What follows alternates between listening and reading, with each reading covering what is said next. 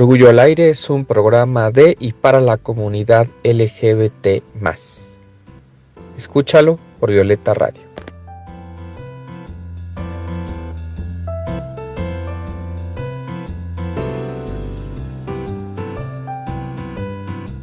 Escucha Orgullo al Aire todos los domingos al mediodía por Violeta Radio.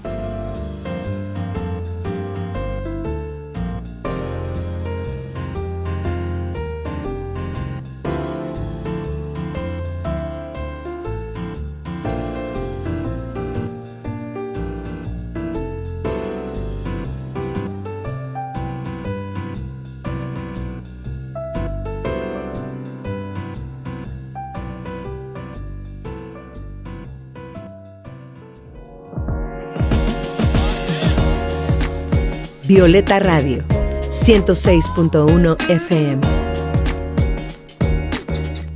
Somos integrantes de la Asociación Mundial de Radios Comunitarias, AMARC.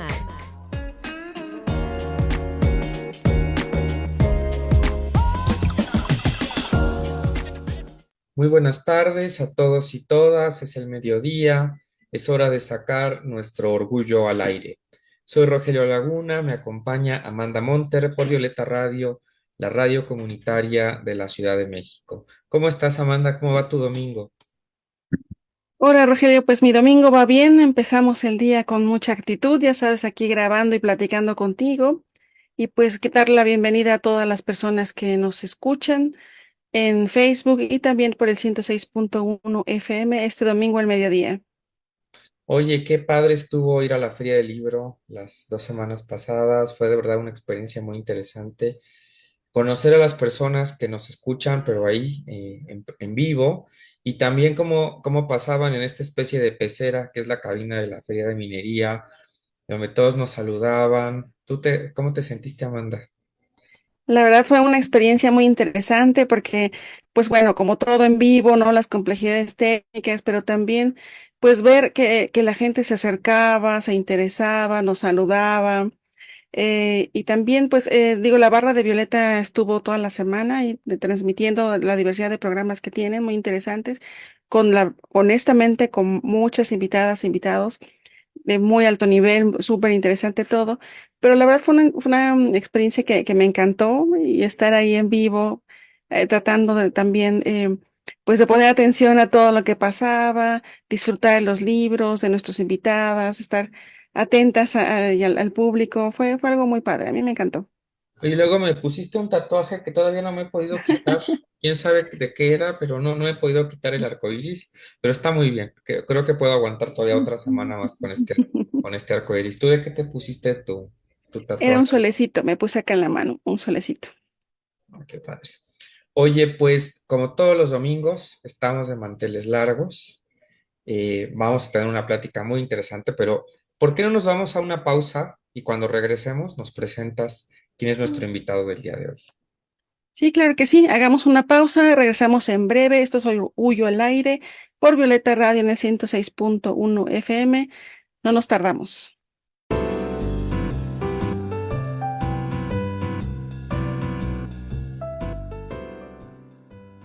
Orgullo al Aire es un programa de y para la comunidad LGBT+. Escúchalo por Violeta Radio.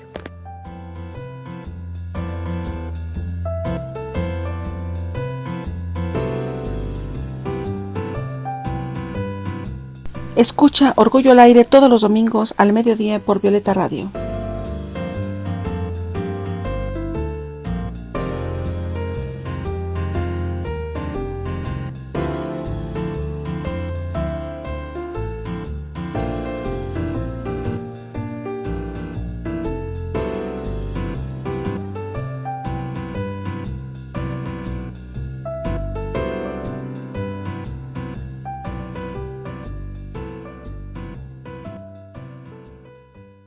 Estamos de regreso en Violeta Radio, Orgullo al Aire, soy Rogelio Laguna, me acompaña Amanda Monter. Nos da mucho gusto que nos estén escuchando en sus automóviles mientras circulan por la ciudad, en su casa, ya en un domingo relajadito. Recuerden subirle mucho el volumen a su radio para que sus vecinos también nos puedan escuchar. Pues no estábamos mintiendo cuando dijimos que estábamos de manteles largos, Amanda. La verdad es que la comunidad y las personas que trabajan con la comunidad son siempre modelos a seguir y tenemos mucho que aprender de ellos y de ellas, y creo que hoy no es la excepción. ¿Por qué no nos dices, Amanda, a con quién vamos a platicar este domingo? Pues sí, hoy tenemos a Antonio Martínez Velázquez, actual secretario de Cultura del Estado de Tlaxcala. Anteriormente se desempeñó como director general de Comunicación Social y vocero de la Secretaría de Cultura del Gobierno y de Tlaxcala. En este cargo hay que señalar que impulsó la visibilidad de la comunidad de la diversidad sexual, pero también de las lenguas indígenas y de las personas y los grupos marginados, pues por esta acción gubernamental. ¿No? A veces no nos damos cuenta, pero se mantienen en las sombras muchas otras formas de expresión y de ser. Y también tuvo un diálogo muy abierto y directo con las personas periodistas y la ciudadanía en general. Hay que decir que tiene una amplia experiencia en emprendimientos culturales y periodísticos, porque fue director ejecutivo del Grupo Cultural Horizontal en la Ciudad de México, pero también de una revista que se llama, también de izquierda, que se llama Horizontal. Ha sido impulsor del trabajo de otros colectivos y organizaciones, siempre muy enfocado a los derechos humanos, pero también fue vocero de la Organización Internacional Artículo 19, que es una organización muy importante aquí en todo el mundo, pero en México es donde él fue el vocero para México y Centroamérica. Y también hay que decir que en esta época se visibilizó de una manera muy importante el activismo y la incidencia de los periodistas, de las y los periodistas. Y bueno, entre otras muchas cosas que ha hecho Antonio, tiene la creación de un programa sobre derechos digitales que ha contribuido a generar mayor conciencia sobre la privacidad, la censura y el espionaje en los dispositivos digitales. Bienvenido, Antonio. Buenas tardes.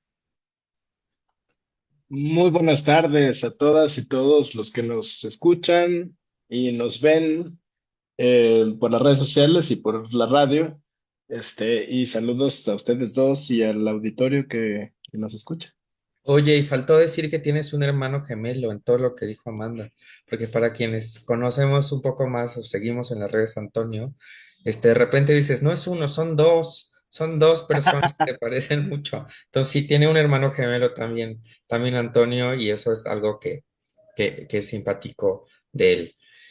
Pues Antonio, mira, nos da muchísimo gusto que estés con nosotros porque hemos entrevistado a activistas, hemos entrevistado a artistas, escritores, mujeres que son docentes y que trabajan en cuestiones de género, pero creo que no habíamos entrevistado a un funcionario del nivel en el que estás tú en Tlaxcala y en el que has estado en el gobierno federal que pertenezca a la comunidad LGBT. Supongo que esto no es tampoco algo raro, pero sí que se exprese de esta manera como una declaración de principios. Entonces, por qué no nos hablas un poco de esto? Si tú te sientes como un caso especial, como un caso único, y también, ¿cuál ha sido tu experiencia de ser parte de un gobierno y al mismo tiempo participar en la agenda de la comunidad LGBT y más de nuestro país?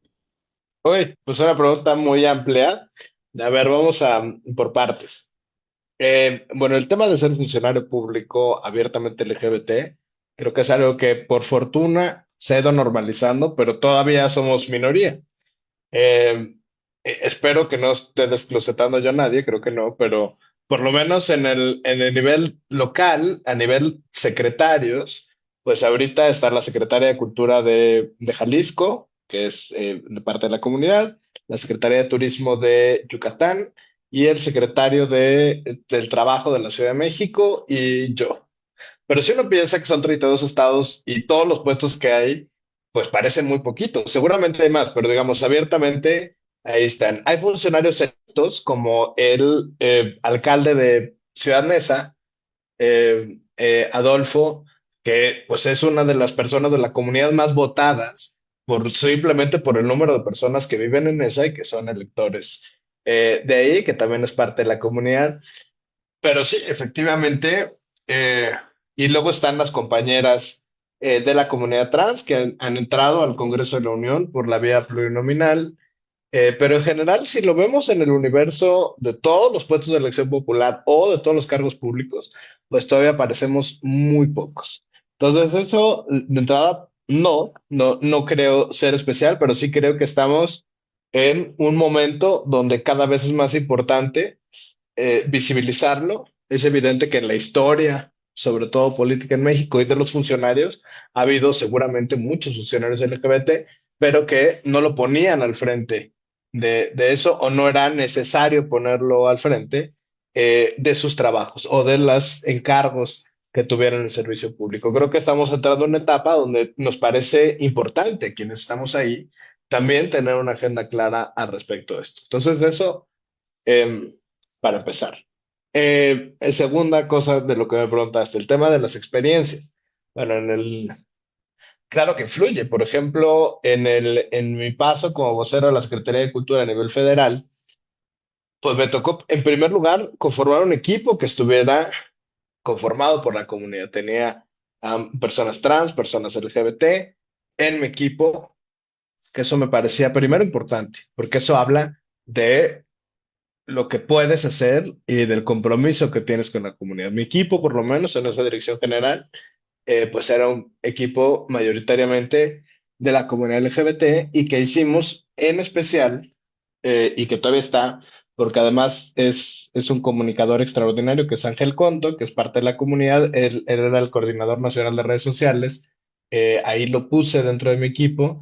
Y pues claro, nos divertíamos muchísimo porque logramos hacer todo el tema de cultura diversa, que sigue estando como parte de la comunicación de la Secretaría de Cultura Federal. Es algo que ya se quedó y que nosotros lo pusimos sobre la mesa. El tema de visibilizar en distintos espacios expositivos a los artistas LGBT o propiciar incluso que los directivos de esos espacios tuvieran o le dieran apertura a esto. Otra de las cosas, y lo decía el otro día también un buen comunicador LGBT que es mi amigo Gabriel Gutiérrez, en Escándala, pues estaban hablando del escándalo de Zapata y él decía, bueno, no hay que olvidar que quien estaba al frente de esto, pues era Antonio, y efectivamente, si uno recuerda ese caso del Zapata en Bellas Artes, en la familia lo que peleaba, y lo dijo en la mañanera con el presidente, era que hubiéramos usado la imagen de Fabián Chaires como parte de la publicidad oficial. Esa era, porque la exposición llevaba 3 semanas de inaugurar. Y yo decidí, o yo tomé la decisión de pagar una plana en Reforma con el Zapata. Y esa decisión evidentemente se toma porque uno está atravesado por eso. Yo vi esa exposición, sabía, incluso si la recuerdan, ese Zapata junto con otro cuadro estaban detrás de una pared, es decir, no se veían a simple vista. Y entonces, pues, habían pasado 3 semanas sin mayor problema, pero yo sabía que eso era importante. Y entonces tomé esa decisión. eh, y de ahí, pues el resto es historia, porque todos conocemos todo lo que pasó alrededor de eso. Pero es importante, porque uno cuando está en un encargo público y tiene esa responsabilidad, pero también es parte de la comunidad, pues tratas de hacerlo, porque ahí sí, tal cual, pues lo personal es político. Entonces, pues uno tiene también que entender que hay espacios de oportunidad para ello. Luego, ahora ya como secretario de Cultura en Tlaxcala, cuando gana la gobernadora actual, Lorena Cuellar, en el 2021, me invitó como secretario de Cultura. Y bueno, de las primeras cosas que hicimos fue hacer una semana cultural que se llama Tlaxcala Diversa, que este año pues será ya su tercera edición y que este año además está dedicada a la experiencia de las personas trans. Pero pues desde el principio fue disruptivo. Tlaxcala es un estado pequeño, es un estado, pues como muchos estados, machista o conservador en ciertos sentidos.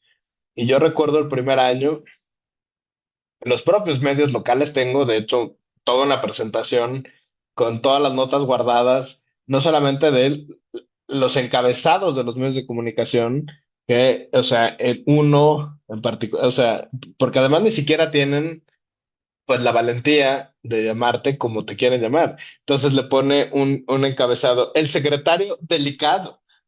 Promueve a las personas, o sea, ¿cómo delicado? ¿Qué es eso? O sea, pues si me quería decir el secretario homosexual, pues lo pudo haber puesto en el encabezado, ¿no? Pero eso también es una forma de burlarse, ¿no? Porque al final la homofobia también es parte de o una variante de la misoginia. O sea, es una parte como muy particular que hay que ver. Y veían también los comentarios en las redes sociales de quienes comentaban en los posts de estos medios de comunicación, pues sumamente agresivos hacia mi persona, pero también hacia la comunidad. Eh, y por fortuna, bueno, cuando terminó esta primera semana, que fue una semana, pues además muy bonita, que pues invité a muchos amigos, estuvo Horacio Franco, estuvo Morgana Love, estuvo Semoa, estuvieron varios artistas de Tlaxcala, tuvimos una exposición muy bonita, eh, nos prestaron la fotografía del Guadalupapi, que muchos la recuerdan del Marrakech, y la puse en el Museo de Arte de Tlaxcala.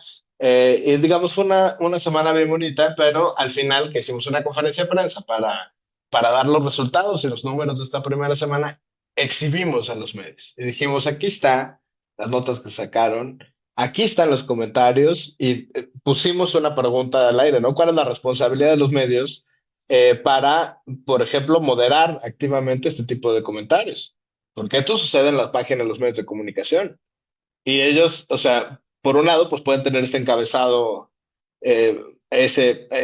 rarísimo del secretario delicado, pero por otro lado, pues dejan que ocurra una serie de comentarios de odio o con prejuicios o con mucha ignorancia y no hacen nada. O sea, los medios es como, bueno, esos son los comentarios de la gente, pero ¿cuál es la responsabilidad de los medios de comunicación en esa responsabilidad pública de comunicar algo que además fue una semana extraordinaria y que llena de artistas y con mucho público? Y bueno, eso es algo complicado, pero fíjate que el hecho de haberlo puesto así, de frente, sobre la mesa en una conferencia de prensa, pues de alguna manera los medios de comunicación locales, pues sí se sintieron como que nadie les había dicho eso, algo así jamás. Y entonces a partir de ahí han empezado a cuidar de alguna manera la cobertura que hacen de las actividades de la comunidad. Y eso me parece importante ya para terminar. Creo que desde el momento que uno, porque a ver, si uno asume una responsabilidad pública, que puede ser secretario en un estado, pues tienes que asumir o tienes que reconocer que estás en el espectro privilegiado y tienes que reconocerlo. También se tiene que preguntar qué haces con eso. Entonces, ponerlo también de frente y haber sido, por lo menos en ese primer año tan frontal, y luego pues uno lo sigue siendo, pero ya las condiciones empiezan a cambiar. Pero sí pasó que, por ejemplo, a partir de ese momento, en 4 o 5 municipios del estado, el siguiente año fueron sus primeras marchas gays. Pero como que vieron de alguna manera que pues desde el gobierno del estado, que es como la cúpula del poder político del Estado, pues había esa cierta protección o que había un funcionario que tenía esa visibilidad y que no estaba pasando nada. Y creo que eso alentó. En ese mismo año, después de la primera semana, creamos una oficina especial de atención cultural a la comunidad LGBT y también hacia el siguiente año, en un par de municipios hicieron una oficina similar a nivel municipal para ese tipo de cosas, ¿no? Entonces ahí sí ya vas viendo ese impacto. O sea, ese impacto que tiene que ver, pues casi con un tema, eso, de comunicación política, de comunicación social hacia afuera, eh, y de reconocer qué hago yo con este privilegio de poder estar en una institución gubernamental con presupuesto. Pues sería un desperdicio si uno no pudiera ser quien es al frente de eso y además usar ese espacio para abrir otros espacios a la comunidad, ¿no? Entonces creo que viendo lo que ha ocurrido en estos casi 3 años de gobierno y con esa experiencia en específico de las semanas culturales en Tlaxcala, pues para mí, por lo menos, pues me siento satisfecho. de eso y de ver a la comunidad pues cada día más visible y con un poco menos de miedo. Yo no digo que evidentemente no hemos erradicado ni la violencia, ni los discursos de odio, o sea, esa parte que es muy fuerte, pero sí, de alguna manera, se ha normalizado en el espacio público eso y sí se nota, se ve, se siente, pues una comunidad con mucho menos miedo de expresarse y de exigir ciertas agendas políticas al respecto de los derechos LGBT. Oye, Antonio, esto que has platicado ha sido muy interesante y hay esa responsabilidad, quiera uno no sentirla, ¿no? De estar ahí y ser las voces quizá de todos aquellos que no pueden llegar o que no pueden hablar, ¿no? Porque también seguramente te ha tocado ver o vivir en el ámbito gubernamental, pues ciertos recelos, también hasta ciertas discriminaciones a personas que pueden ser visiblemente de la diversidad sexual o incluso, fíjate, a veces que piensan que se es, ¿no? Porque también eso también es una de las cosas interesantes, digo, que seguramente tú que abordas todo esto de libertad de expresión, ubicarás por ahí esa sentencia, ¿no? Que dicen que era de alguna manera discriminado por lo que pensaban que era, sin la persona hacerlo. Entonces, ¿cómo fue toda esta experiencia porque estuviste primero en asociaciones civiles, que seguramente en este ámbito de libertad de expresión siempre es más sencillo de alguna manera, ¿no? Expresarse, pero al entrar a la etapa gubernamental, ¿con qué retos te encontraste o cuáles fueron esos obstáculos que dijiste, no, nos falta aún mucho por hacer? Pues sobre todo esa parte de empatar la expresión de orientación sexual de uno con el trabajo público y cómo eso puede llevarse al siguiente nivel. Creo que ese fue para mí el primer reto. Mira, en el artículo 19, por ejemplo, y son cosas que uno, o sea, yo fui vocero del artículo 19 del 2011 al 2013. Fue como cuando trajimos la asociación a México y la despegamos. Participamos en la creación del mecanismo de protección a periodistas, etcétera. Pero teníamos una visión además muy a favor de la libertad de expresión. Incluso en su momento eh, defendimos que no se censurara el grito de puto en el estadio. Ahora no lo haría. ¿Sí me entiendes? Ahora sí entiendo por qué es importante que no se grite eso. Pero en ese momento también decíamos, bueno, no, es que la libertad de expresión tiene que primar por sobre todas las cosas. Y un juez no puede decir qué grito es válido o no es válido, porque eso abre la puerta para otro tipo de censuras, ¿no?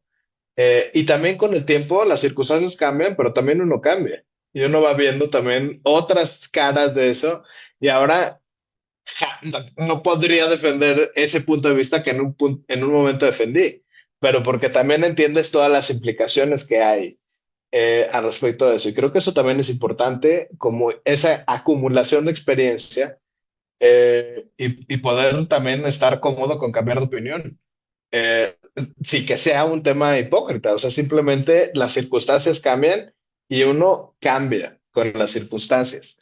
Eh, y la otra, bueno, en el servicio público, pues claro, lo que pasa es, uno se encuentra a varios compañeros funcionarios públicos que también son parte de la comunidad, pero que cuyos cargos o no son públicos. En mi caso era vocero de una secretaría federal y de alguna manera tenía ya una exposición a medios de comunicación porque tenías que contestar una noticia falsa o tenías que aclarar una información o tenías que dar una entrevista para poner la postura oficial de la secretaría, etcétera. Entonces, bueno, eso te hace un tipo de funcionario público que estás expuesto a eso, ¿no? Entonces, pues sí me encontraba a otros compañeros LGBT, muy particularmente, por ejemplo, la Secretaría de Relaciones Exteriores, cuando al frente Marcelo Ebrard, varios de sus directores son parte de la comunidad, hicieron una coalición de funcionarios públicos LGBT, pero hacia adentro de la Secretaría.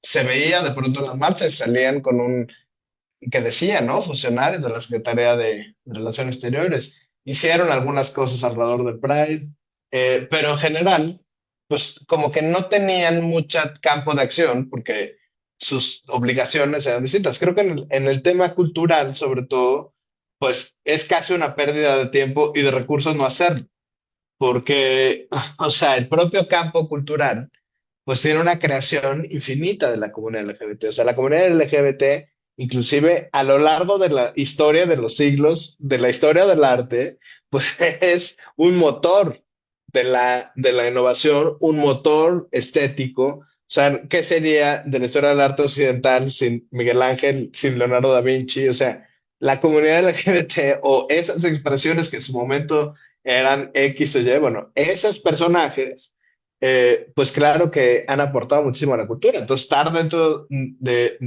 una institución cultural, pues a mí lo que en mi reflexión personal pues, me parecía que era una buena oportunidad para también poner esta parte personal un poquito más al frente y poder usar las herramientas de la propia Secretaría para dar visibilidad o generar ciertas comunicaciones. O sea, con Ángeles, toda esta rama de comunicación gubernamental de cultura diversa, que hasta la fecha está, pues fue en su momento muy rompedora y fue reconocida por algunas asociaciones internacionales del tema LGBT, decir, bueno, hay una dependencia del gobierno nacional que tiene una comunicación clarísima sobre la comunidad, ¿no? Y creo que eso es sumamente importante. Ya como titular de una secretaría, yo en mi estado, pues bueno, eso ya o sea, ahora sí que ya lo exageré.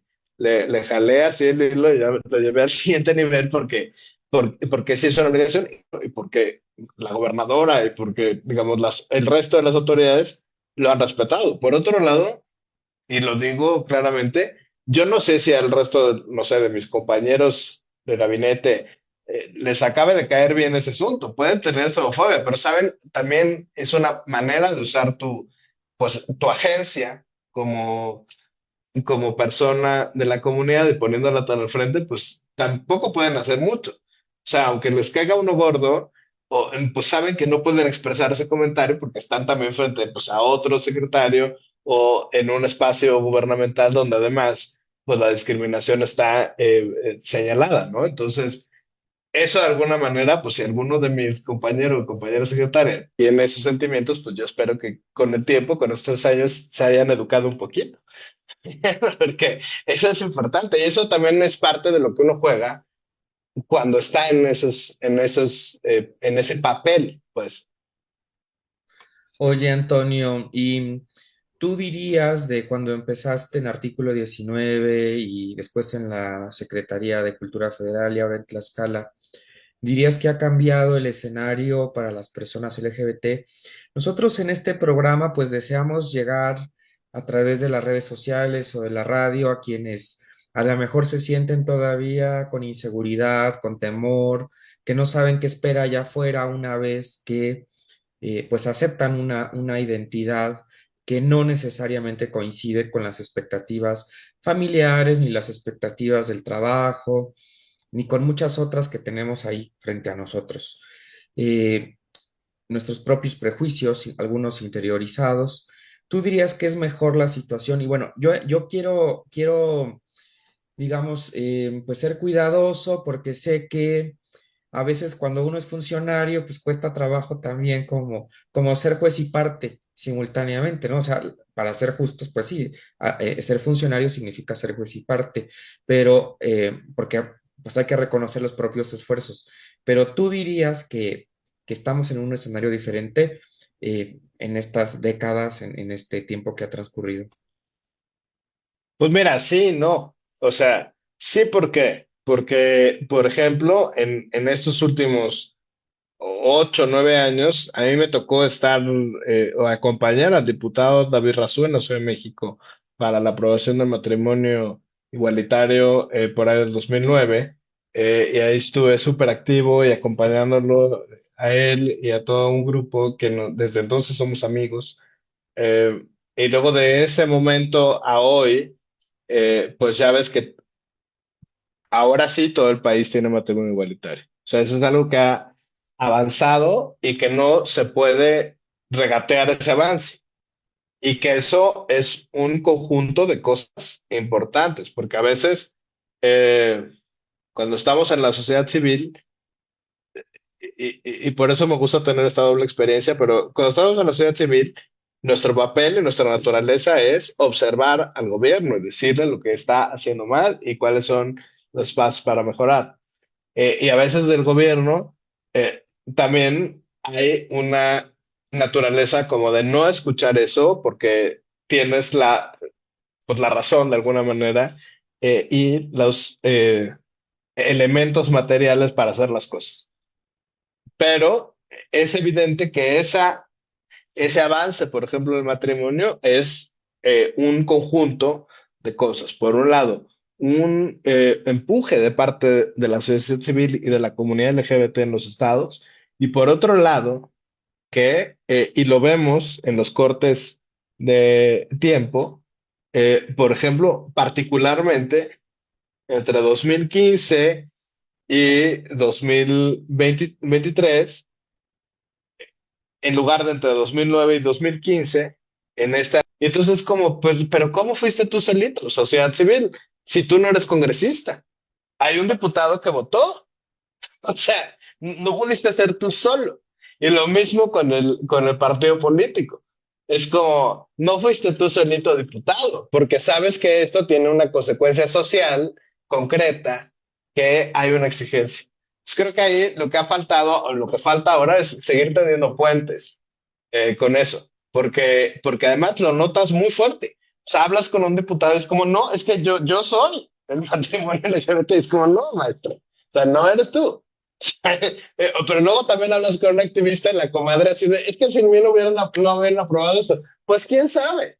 O sea, yo creo que esto es importante como dimensionarlo y generar y tender puentes.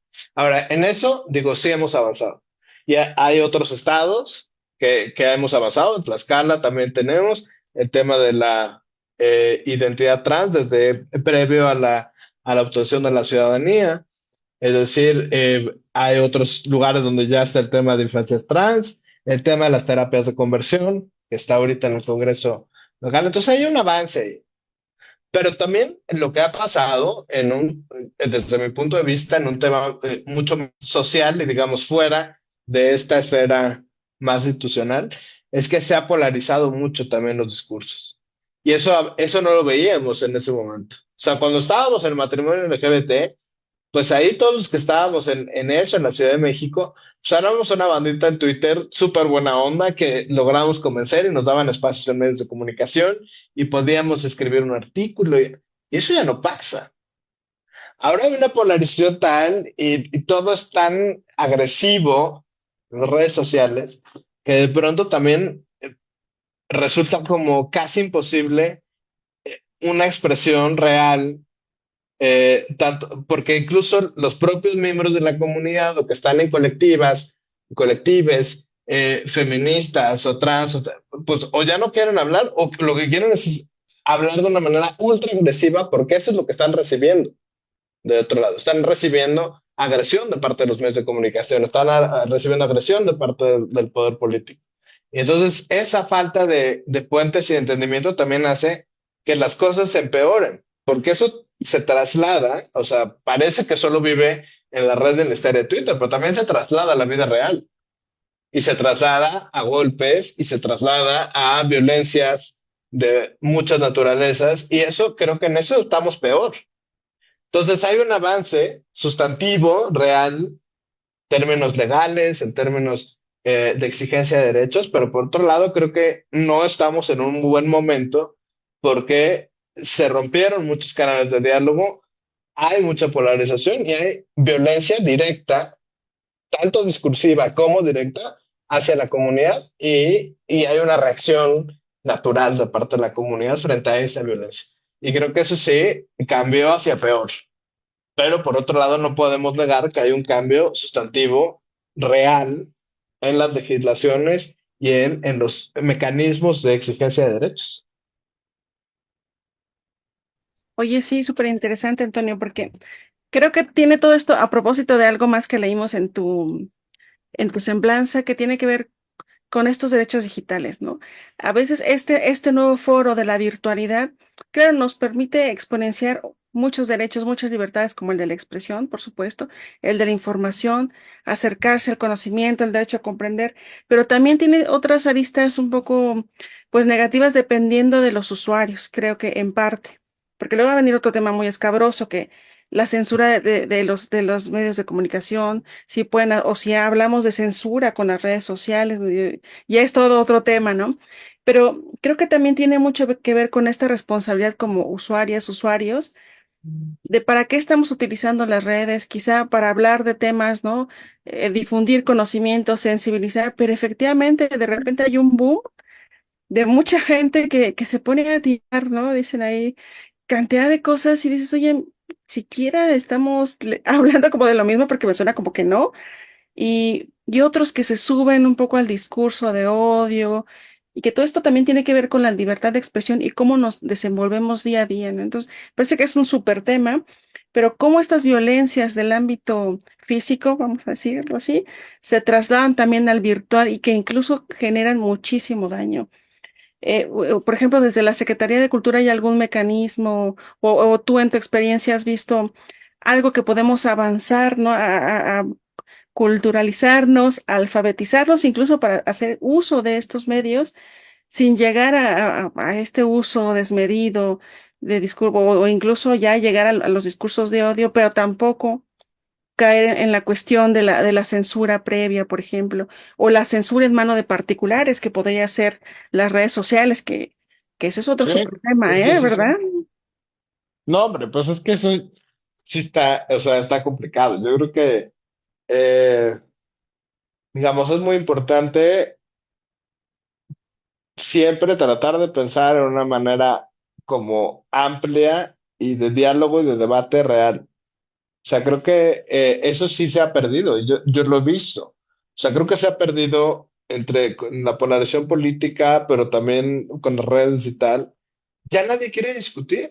O sea, es como hay un enunciado que puede ser, me da igual, un enunciado, eh, pues no sé, que invita a una discusión y entonces este enunciado tiene ciertas características que se podrían leer como, por decir algo, transfóbicos. Y entonces el primer comentario es, transfóbico, estás cancelado. Entonces se acaba la posibilidad de discutir. O sea, porque obviamente hay, o sea, hay quien tiene la razón y quien no tiene la razón en esas cosas. Y quien es transfóbico va a quedar evidenciado como transfóbico. Pero quien quiere entender o quien quiere, porque no sabe, o porque no tiene la información, o porque tiene curiosidad de algo que está pensando, porque no tiene en las herramientas ni cognitivas ni emocionales para entender un fenómeno como la transexualidad las personas transgénero, entonces, que haga una pregunta y que le conteste que está cancelado y porque es un transfóbico, porque está preguntando algo, o sea, sí te da una idea de esta, pues esta falta de, digo, yo tengo una pasión siempre por discutir y no me importa inclusive poner los elementos más fuertes solo por el ánimo de discutir en buena lid, ¿sabes? Y creo que eso sí lo veo que es algo que se está rompiendo y que entonces lo que genera son burbujas de conversaciones que son cámaras de eco. Entonces, la cámara de eco donde dicen, ay, no, sí, todos los demás transfóbicos menos nosotros somos lo máximo. No es que. Luego otros que, donde son una bola de misóginos, entonces tienen su burbuja. Entonces, nadie habla con nadie. O sea, parece que todo el mundo habla con todos, pero en realidad nadie habla con nadie. Se hablan en esas cámaras de eco y entonces eso genera, pues, todavía más polarización de la que hay. Y entonces, eso sí genera violencia en la vida real y sí se traslada esa parte, y eso me preocupa. Me preocupa que no estemos, por lo menos como comunidad, tratando, inclusive en contra de nuestros, a veces de nuestros propios prejuicios, creando estos espacios realmente abiertos, realmente democráticos, donde todo se pueda discutir en un ambiente de respeto y de diálogo y de inteligencia, y donde cuando hay una discriminación real, probada, pues tengas la capacidad de denunciarla sin ningún problema, pero que si no, puedas tener espacios seguros de discusión y de tender puentes entre distintas visiones, entre distintas maneras de accionar desde el servicio público, desde la sociedad civil, desde otro tipo de comunidades, que no nos preocupemos por esa creación de espacios y que a veces nos sintamos, porque además es natural, nos sentimos más a gusto en nuestras propias burbujas. Entonces, eso me preocupa. Me preocupa que nosotros en la Secretaría tratamos de hacer ese espacio todo el tiempo. Se llaman círculos de reflexión. Todos los días tenemos temas con la comunidad LGBT y son pláticas como esta en Zooms, con unos ponentes, pero también aceptamos o se aceptan en esas conversaciones, pues todo tipo de preguntas y todo tipo de reflexiones. Inclusive, ya lo decía, eh, por ejemplo, tenemos uno que es círculo para chadres, padres, madres, chadres de personas trans que no tienen, o sea, de verdad, yo lo he visto. Digo, mi sobrina es trans y la queremos mucho y en la familia, pues todos nos abrimos, estuvimos acompañados de otras familias y logramos hacer todos juntos con ella esa transición, pero no todas las familias son así y ni tienen por qué hacerlo y no tienen en muchas ocasiones ni las capacidades ni emocionales ni de otros tipos para ello. Y a veces es miedo, o sea, ese rechazo es miedo, no tanto odio, porque pues es tu hijo, tu hija, tu hija, y entonces no tienes herramientas. Entonces abrimos este círculo y por supuesto que cuando abres este círculo, pues sí, se puede conectar, porque se conectan de manera anónima, pues algún padre, alguna madre, que dice unas preguntas que si uno fuera como esas burbujas, pues lo cancelas. Es como, ay, señor, usted es un transfóbico. No, pero el señor quiere saber cómo tener una herramienta para tratar a su hija. Entonces, si no logramos abrir ese espacio y no calificar al señor porque hace una pregunta que donde claramente si uno la lee desde un lugar, pues es una pregunta transfóbica, pero tienes que entender que es un espacio donde esa persona está preguntando sobre una experiencia que él desconoce, pero que está viviendo en su casa y que no tiene esas herramientas.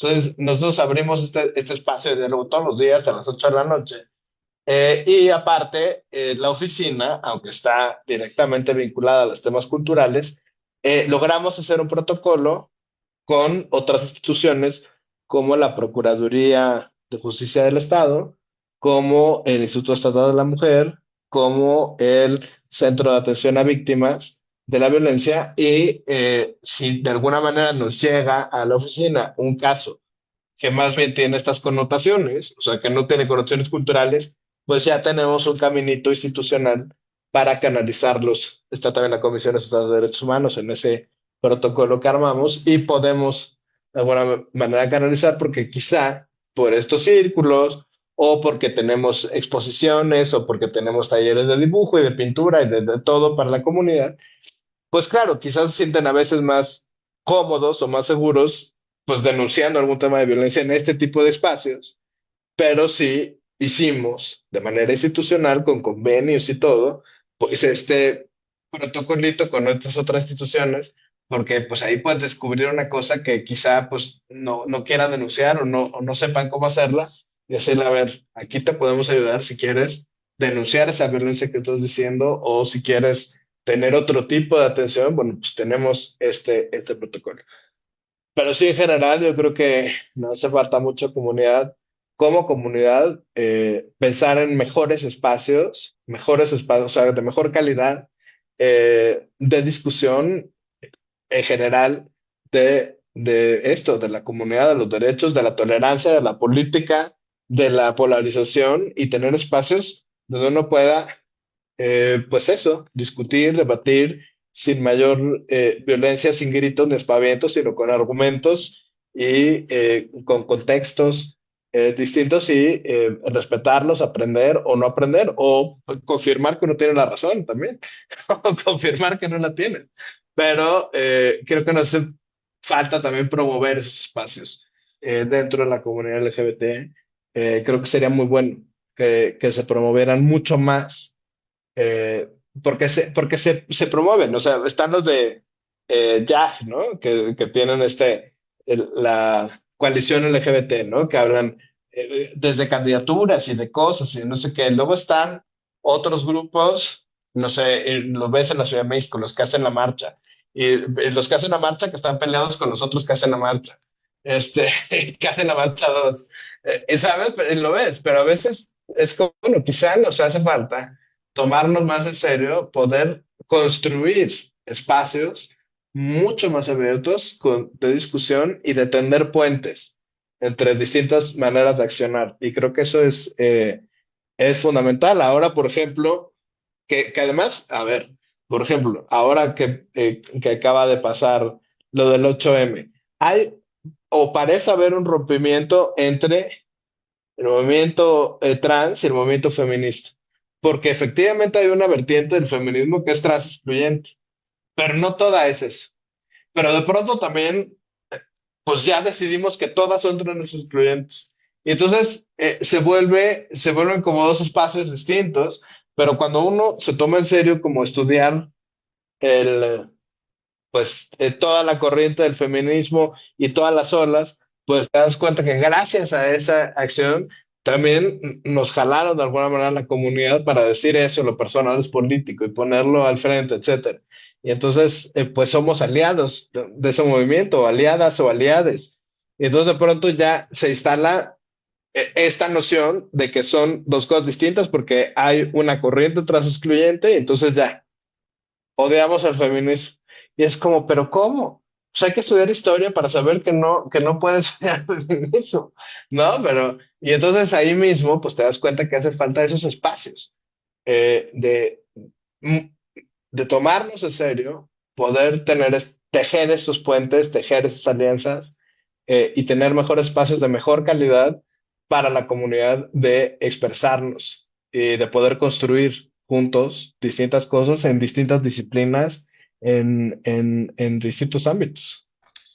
Para quienes nos acaban de sintonizar, estamos hablando con Antonio Martínez Velázquez, secretario de Cultura de Tlaxcala, quien tiene una larga trayectoria pues, en los temas de LGBT y le agradecemos mucho que esté con nosotros.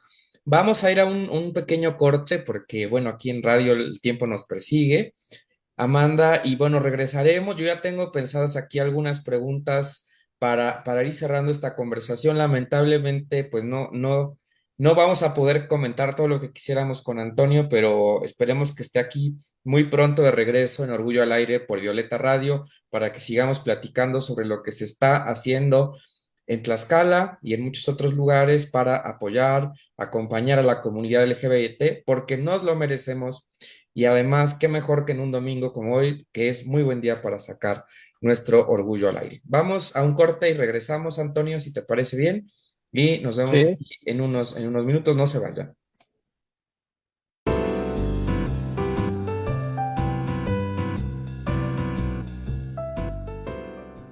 Cuando llegue el mediodía es hora de sacar nuestro orgullo.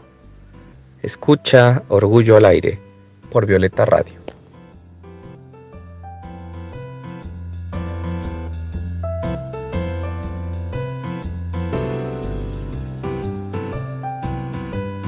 Saludos a todas, todos, todes. Soy Amanda Monter y esto es Orgullo al Aire.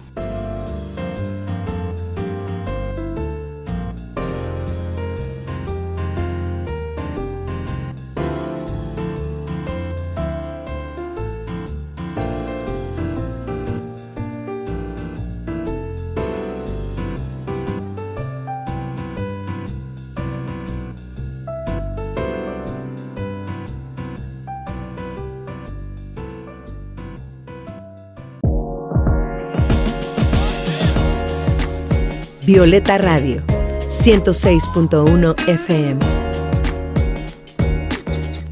Somos integrantes de la Asociación Mundial de Radios Comunitarias, AMARC.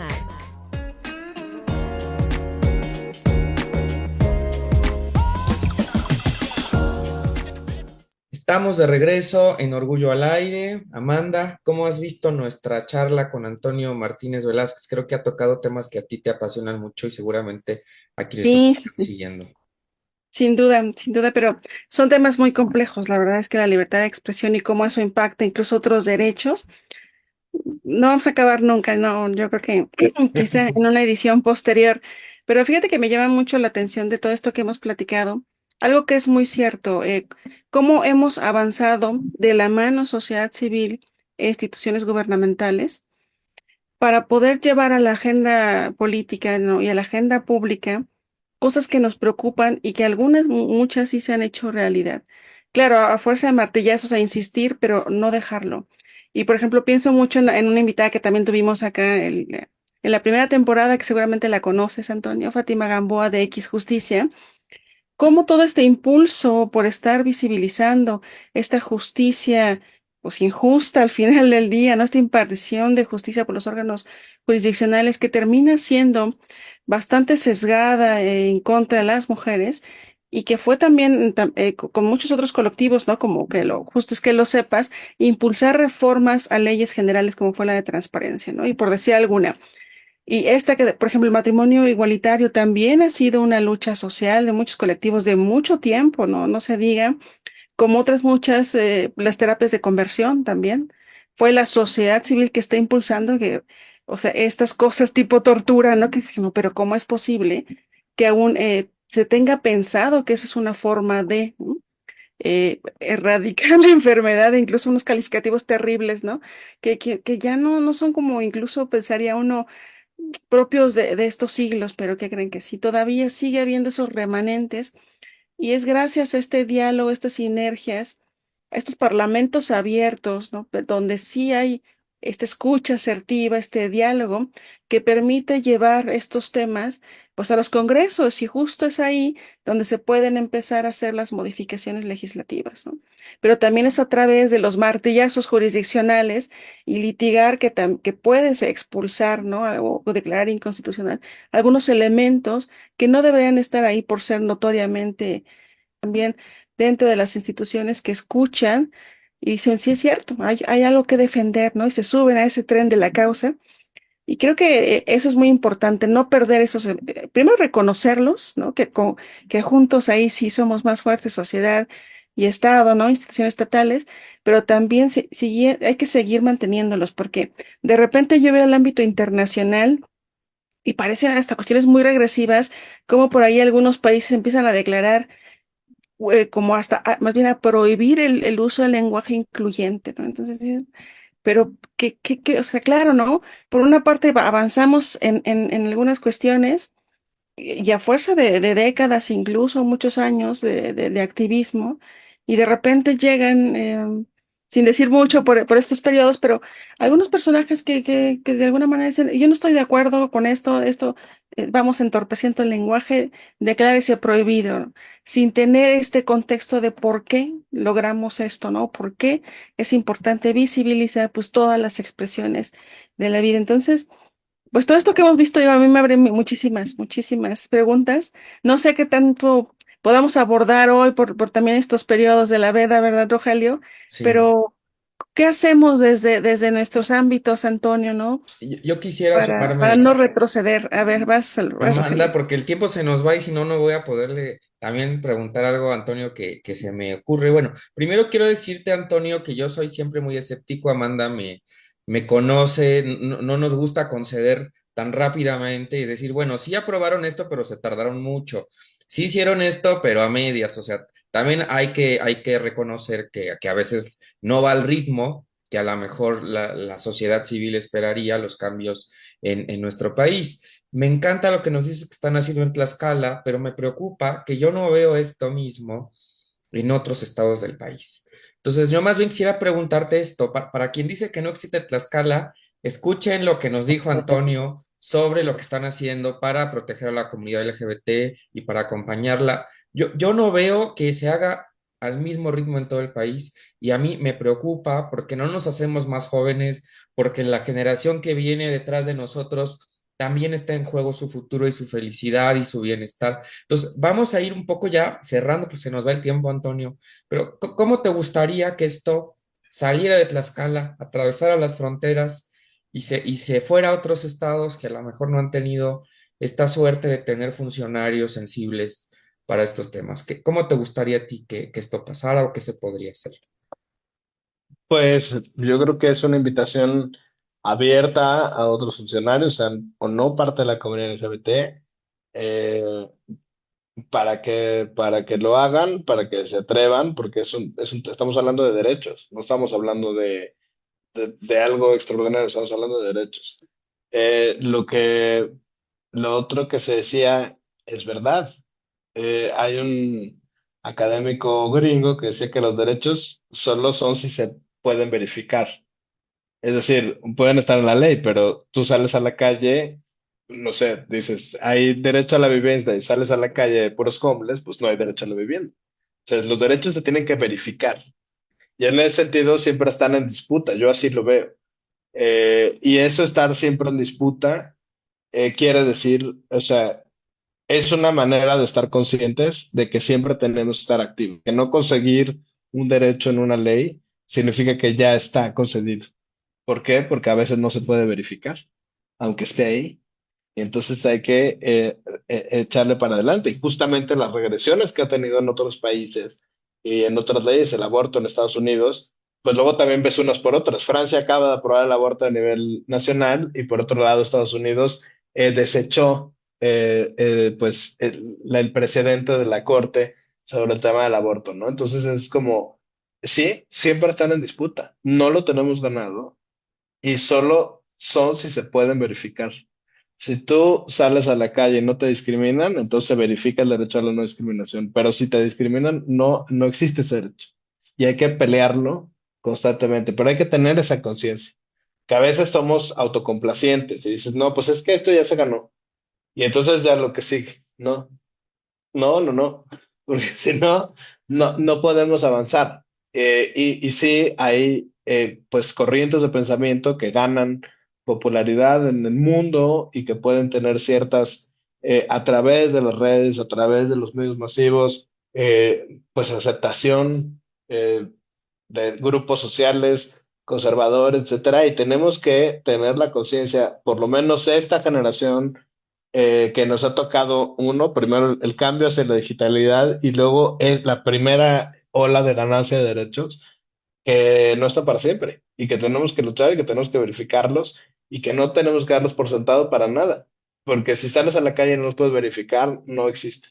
Y entonces, en ese sentido, pues es eso, es una invitación a que se haga, que se abran esos espacios. Yo constantemente le recuerdo a mis compañeros secretarios de cultura, compañeras secretarias de cultura, que abran esos espacios, cuento estas experiencias en las reuniones que tenemos, les invito a que lo hagan, eh, porque vale la pena, pero también siempre, pues, con la gente de la comunidad es eso. Recordarles ahorita en Tlaxcala el próximo martes, pues hay una sesión donde probablemente se vote el tema de quitar del Código Penal lo del peligro de contagio, que criminaliza o doblemente criminaliza a las personas que viven con VIH.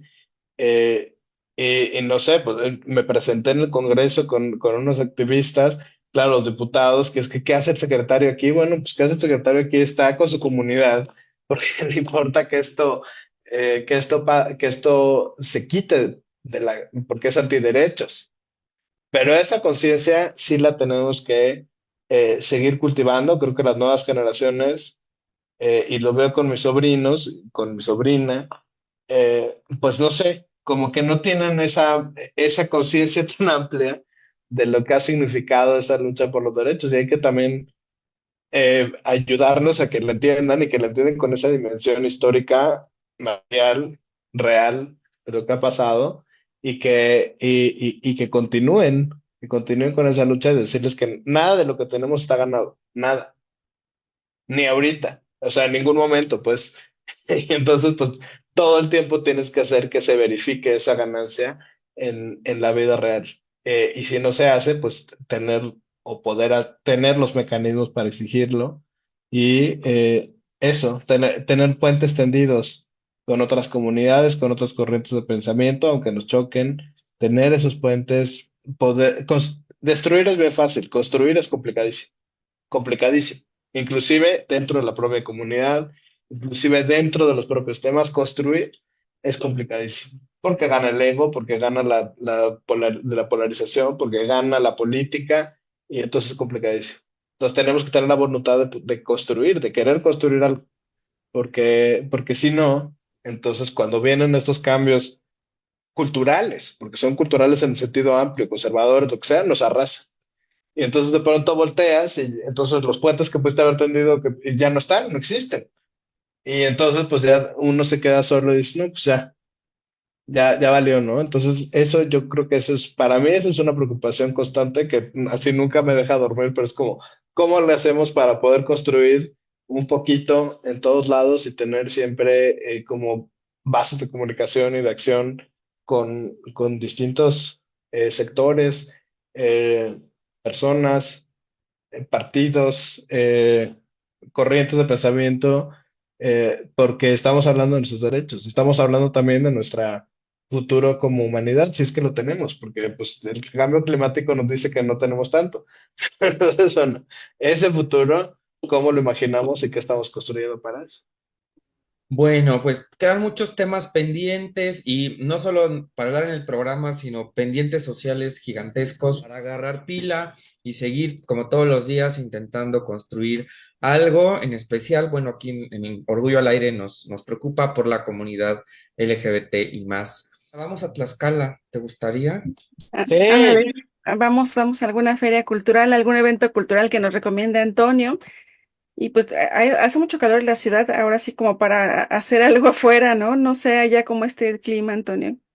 pues más o menos similar, un poquito más fresco. Y por supuesto, en estos días, sobre todo, bueno, ahora que va a venir la Semana Santa, está la Feria del Maíz en Ixtenco.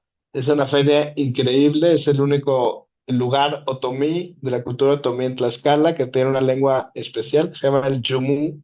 Además está en peligro de extinción, estamos haciendo mucho por recuperarla.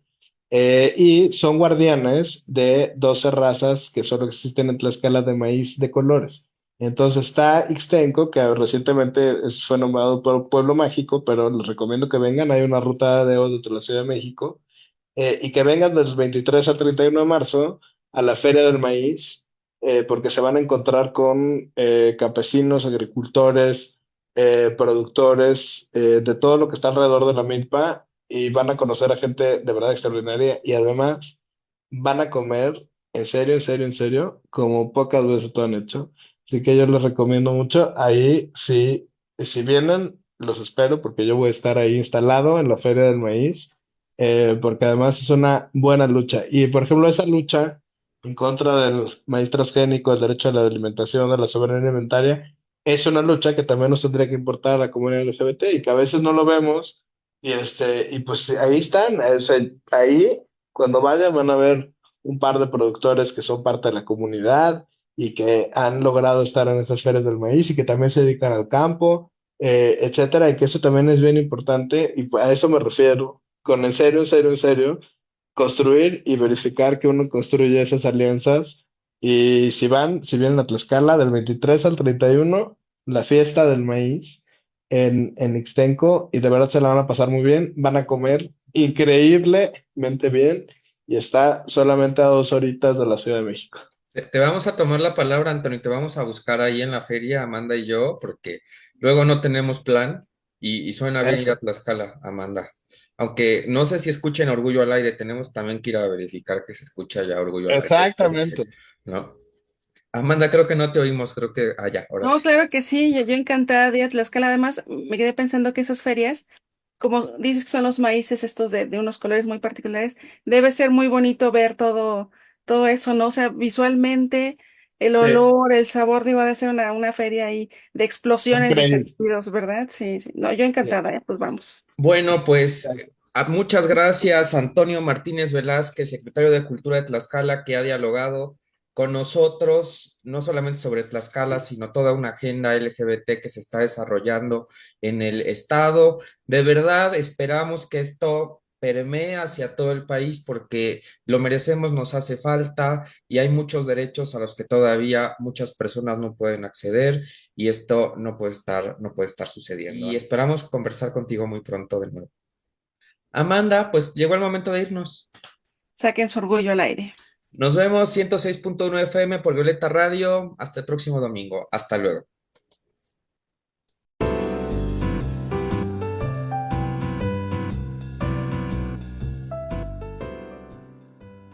Orgullo al Aire es un programa de y para la comunidad LGBT+.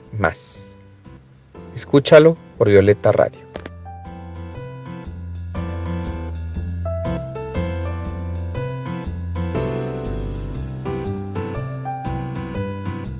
Escucha Orgullo al Aire todos los domingos al mediodía por Violeta Radio.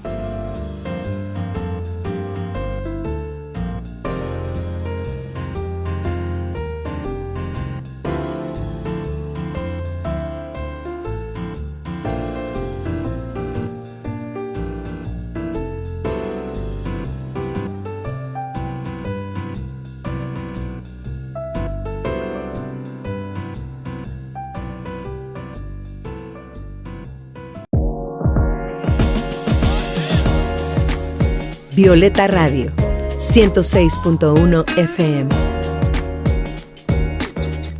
Somos integrantes de la Asociación Mundial de Radios Comunitarias, AMARC.